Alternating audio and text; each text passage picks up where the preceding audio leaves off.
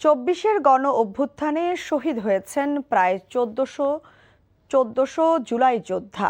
শহীদ পরিবারগুলো বয়ে বেড়াচ্ছেন সন্তানহারা এক দুঃসহ বেদনা। শহীদ মায়েদের চোখ থেকে অহর্নিশ ঝরছে বেদনার অশ্রুধারা।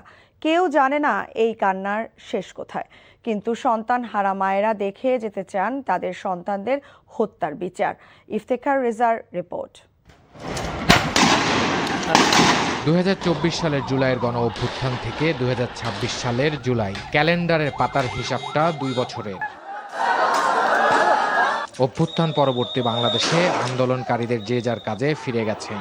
হয়তো কারো কারো স্মৃতিতে উত্তাল আন্দোলনের সেই দিনগুলো ধীরে ধীরে ঝাপসা হতে শুরু করেছে।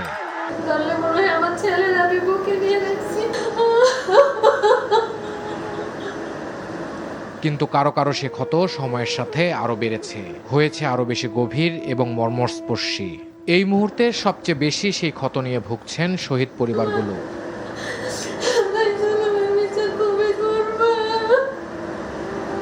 জীবন ধারণের বাস্তবতায় শহীদের পিতা হয়তো ডুবে যান কাজের ভেতর, কিন্তু মমতাময়ী যখন একা থাকেন কিংবা একটু অবসর পান, তখনই নিহত সন্তানের মুখটা ভেসে ওঠে চোখের সামনে।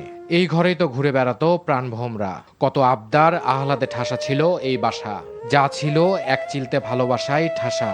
সন্তানের সাথে সবই হারিয়েছেন মা জননী। আমাদের দিন যে কিভাবে যাচ্ছে আপনারাই তো বোঝেন। একমাত্র ছেলে, একটা ছেলে, কত সুন্দর করে লালন পালন করে মানুষ করছি। একটু বুক কাঁপলো না, জুলুমদের একটু বুক কাঁপলো না, এভাবে ছেলেদেরকে নিয়ে গেল, মাইরে ফেললো। এই যে এই কষ্টগুলো আমরা আর নিতে পারি না।